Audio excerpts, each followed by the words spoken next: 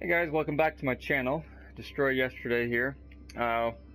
Welcome to the second part of my tips and tricks for beginners series. Today I'm going to go over just all those little things that you need to do in order to get started with a base, and little tricks around it for improving what it may look like and how it functions and runs. As well as at the end here I'll go over how to obtain a freighter and how to get your freighter base started as well. So let's go. Alright, so first, when you first begin, you might find a nice planet and it might say claim the home base. So all you need to do, come over here and hold square and you can claim this base. Once you do that, you're going to need to start the missions. Those are very important in order to get the blueprints that you will need eventually to succeed in this game.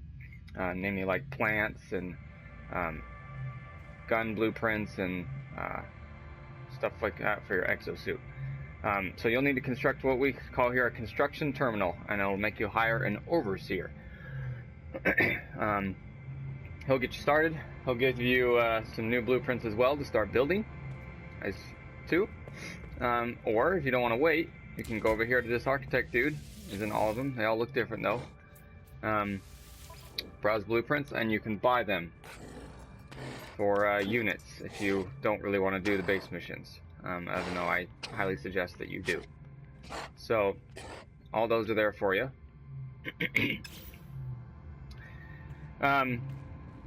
Next, I'll tell you to build a few things, and all you have to do is click the up D-pad for PS4 to get to the build menu, and you can rotate between multiple things here. Alright, now you'll want to be able to store all of your elements here as well, okay, with these storage containers right here. This is what it looks like. Now a lot of people don't seem to understand that you can actually place these indoors. So for instance, if you have a crappy planet or it's you have a storm, you can place them indoors so that you don't have to go outside in the elements to get your stuff. The way to do that is fairly simple. So first, if you have a cylindrical room, you'll need to place a corridor. One of these. Now, you can do that multiple ways. As long as there's an ending, so let's put that there. As long as there's an ending like that on it, you can put a container at the end of that. So see how the circular thing is pointing indoors? Boom. That is now indoors. I'll go show you just so you can see. We look over here like that. Or you can go inside and do it. Place it just like this. So relatively easy for those, and they're all just right there for you. Or if you don't want to do these, if you want more room, they can also be placed in cuboid rooms. Now you have to put a short corridor first in order to start a cuboid room. You go like that. Then place cuboid room like so.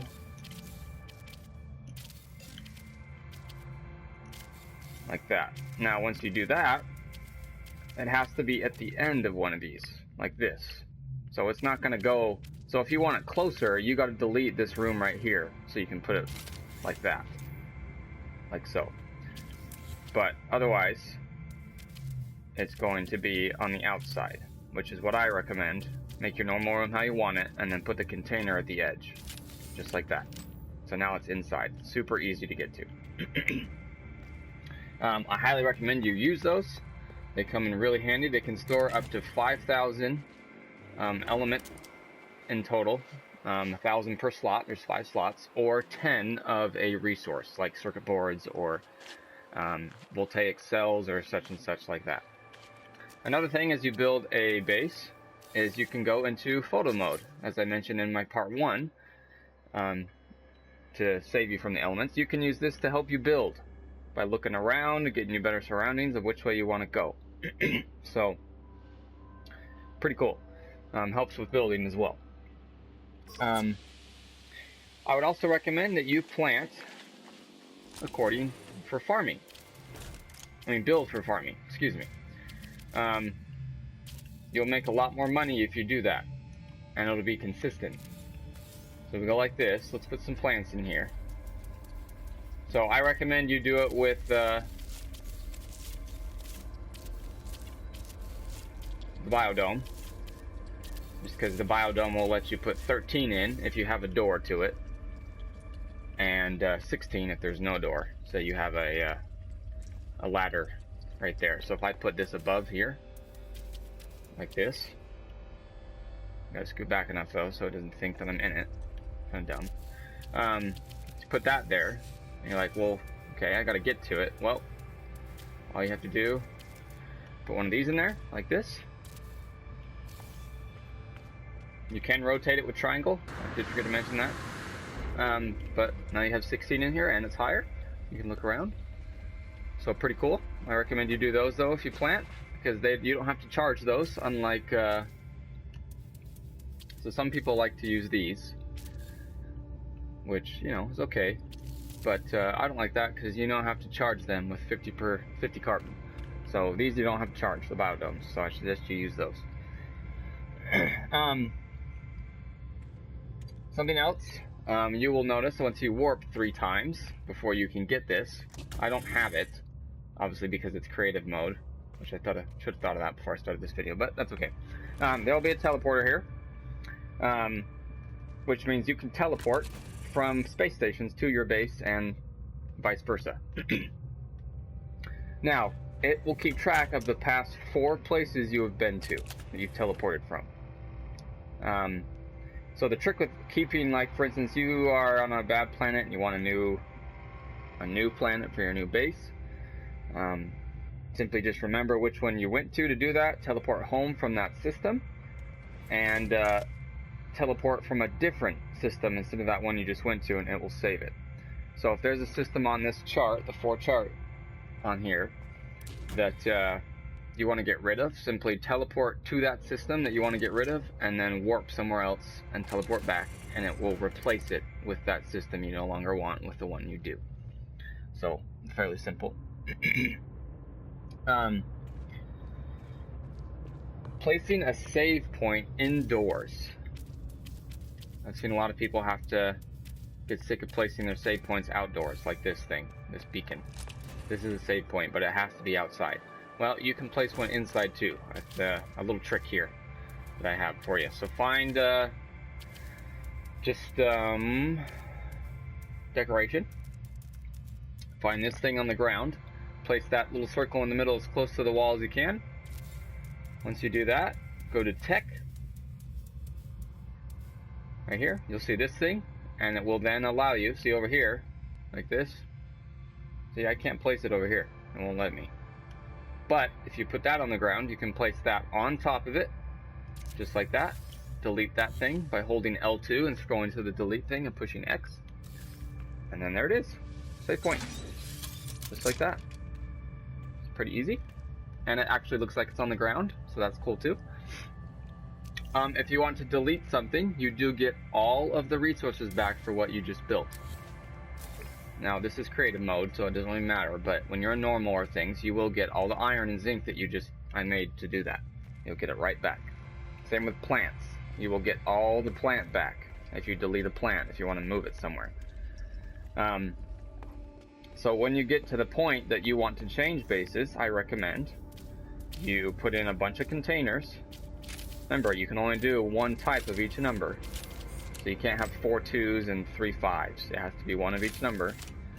Recommend you put them in here, like this, and hold L2 to change the color, to organize them how you want. For instance, like that.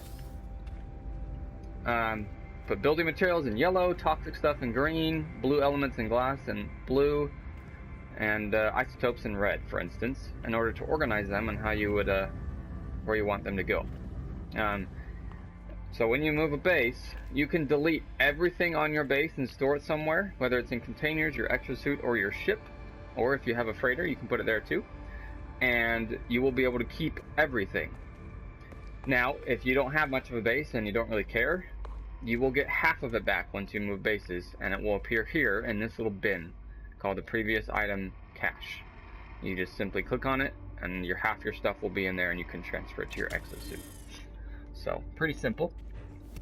Another thing is, you will see right now it doesn't tell me, but if you do less info down here at the right over there with L3, so usually it pops up like that, tells you what you need to make it. If you go like that, it will tell you the base complexity that your base has so far. Keep that in mind, as you're only allowed up to 99%. So if you hit that limit and you want to put in one more plant, but you can't, you'll need to find something around your base to delete in order to get that plant in. So keep that in mind. So which is why it's very crucial that if you just plant solely with farming, you can get up to 7 biodomes of plants in your base, which adds up to, if say you don't have, if you have one door in each of them, 7 times 13 is 101 plants. So I think, well, it's a lot. I didn't major in math, so there you go. But it is a lot. So you will get many more plants if you just do straight up farming rather than just looks and then a little bit of farming. So keep that in mind. Base sharing as well. It will ask you once you start, if you're a new player, if you want to have base sharing on. You don't have to, but if you don't know, go to general options and click base sharing here. This allows other people to see your base if they come to your planet. So that is entirely up to you if you want that. Another thing when farming, if you want to charge things, or if you just want carbon, because you will need it to charge things, like I mentioned in part 1, it charges a lot of things. Plant these things, these carbon planters. These grow in about 5 minutes or so, and give you 50 carbon each for these little things. About. So that is really helpful when you have those. When you start building as well, you will notice that there is going to be a little bubble around your base. So if we look here, see that little blue hue? That is the limit for how far out you can go to your base. Now, that can be changed on PC, as can the limits, but on PS4, it does let you place it outside as long as more than half of it is inside. So if you look right here, it allows me to place it right there even though it's still outside. So that's kind of a little trick. You may not even need that, but kind of cool. Also, there are things that you can place outside of the bubble. For instance, a atmosphere harvester and a autonomous mining unit. For those of you who do not know what these are, this mines gases, give you some gas as long as you put carbon in it. And this is also charged with carbon. You can put this on any mineral deposit. So for instance, that iridium clear over there, right there, I put this on there, it'll mine iridium for me without me actually being there. All I have to do is run over there and take it out of this mining unit, and it will be mine, and then it will continue. So pretty cool. One last thing, and then we will move to the freighter, is the landing pads. So a landing pad is significantly important when you have a base. As long as I can find it. I always get lost in these things. There it is. Alright. Okay, let's put it. Might have to put it over here. Okay, so with these things, right there. Oh. Okay, so we put it on there. You can put your ship here. And when you take off, plutonium will not be used. Now, sometimes when you teleport in, it will not appear on here. Simple. All you need to do is create a bypass chip. So I'll show you what it is since it's creative mode, so you can kind of get an idea. This thing right here. Pretty easy to create. Create that. Hold square right here. and it will bring your ship to you onto the pad. And then when you take off, no plutonium is used. So, pretty cool. So I think that is all it for just regular base stuff. Oh, one last thing, actually. The geobay for the exocraft. Almost forgot. So you'll see these things. You can drive around in these things. Alright, so let's put this guy here. Hopefully you can still hear me through this storm. I'll try and speak a little louder. So let's say you're running around and you get stuck in a cave or something. Now, if you did want to keep exploring, you can simply summon it right here like that.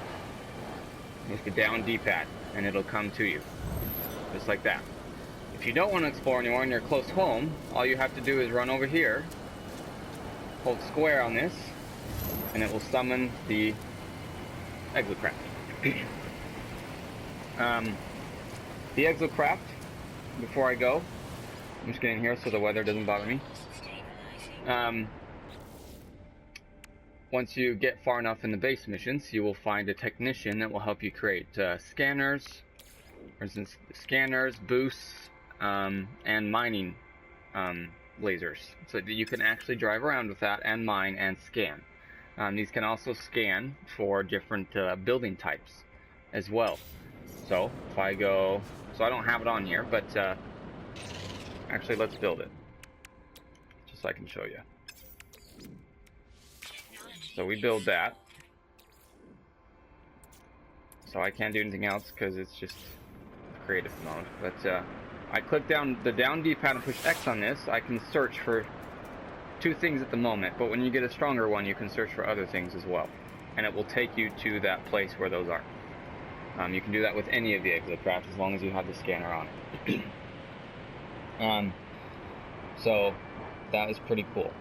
Alright, I think that's it for the base on the planet. Now let's move to the freighter. Okay. We have arrived here at the freighter. So I had to switch modes, which is why it did that so quickly. I'm on normal mode now. Now, first things first. How to get a freighter. When you are in space, you will see this little symbol right here sometimes from a freighter. That is the lead freighter. If you go in and talk to the man, I guess he's not a man, the alien, you can buy it from it. Now, if you see a freighter under siege by pirates, and then save him by killing all the pirates, he will let you buy the freighter for a cheaper price. Now, I will let you know that freighters are extremely expensive now for this new update, and range between 100 million to 500 million units. Bit unfortunate. So once you get there, that's a huge accomplishment. So be aware of that. Once you get a freighter, go to the opposite end of the commander into these doors. They will unlock once you own a freighter, where you can create a base. My first recommendation is to build a galactic trade network, just as well as in the base on your planet as well. I forgot to mention that. This allows you to sell stuff and buy things wherever you are without having to go anywhere, and they change up here, the prices based upon where you are in the system. So that's cool. When you start, I would recommend you build a wide open area to conserve base complexity up here and to get the most out of it. You cannot build biodomes on a freighter. You must use the trays, as you see here. The base complexity works the same up here as it does on the planet. All you have to do is simply view. See, I'm at 98% right now, so can't really do much else. So keep that in mind. I would say you should do, especially the freighter, specifically for farming, but farming everything, so that you have the elements when you need them, for whatever it may be. Because you can craft and sell up here wherever you are. Makes it super easy. Now, because you can't use the biodomes, you have to use these trays that require 50 carbon, which is why, as you can see here, I've planted tons and tons of carbon in order to keep those charged continuously. So that can really help your ability to make money quicker without having to wait so long, as these will still grow when they're not charged, but they'll grow faster if they are charged. So keep that in mind. Another thing is taking advantage of the storage up here. So obviously you see I use the containers, which work the same as ones downstairs. Remember, you only get 10 of these. So no matter where you put them, you still get 10 total.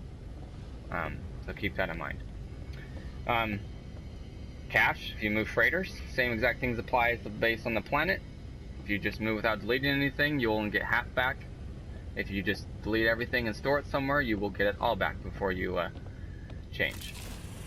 Another thing is freighters come with the ability to store things that hold the same amount as containers. If you look here, they can each hold 1,000. Now my freighter's pretty big here, but the first one you find will probably be about 15 to 20 slots or so, if you're lucky, because those are really the ones you're probably only going to be able to afford once you start. Now if you're a well-seasoned player, with this new update you will notice that the freighter now has a warp drive. Now mine does not, simply because I have to buy a new one, but all you have to do is access it through this technology button. The freighter can then warp just like your ship can. As long as you have the blueprints for it, you must buy those with nanites. So keep that in mind. You can, I think I mentioned this in part 1 of my videos, you can transfer things to your freighter by simply, I'm just going to move these over, press triangle. Remember, your freighter and your ship and you have to all be in the same system. Press triangle in an open area on your freighter and select the one you want to transfer over, and you can transfer it into it just like that. Now that only works one way, so if you want to take stuff out, you have to go talk to the commander. So keep that in mind. Last thing for this video is you have the ability to buy and keep 6 ships, up to 6 ships in your hangar bay here. So if you look over here, I have 2 other ships that I have. I use these for storage purposes if I'm moving freighters. For instance, that's a 48 slotter. So it really comes in handy, especially with all the stuff I have. If you want to get more ships to land in your hangar bay, I suggest you go park your freighter by a space station or a one of those things on the planets, a trading center, whatever they're called, trading post. You can summon your freighter by pressing the down D-pad, going highlight summon freighter, and placing it somewhere in space. You can also do this while you're flying in your ship, which I will explain in part 4 of this series. So that is really cool, and that can come in really handy as well. You can summon your freighter anywhere as well. So that's about it, guys. If you have any questions, feel free to comment. If you need some help, comment as well, or personal message me. Thanks for watching, guys.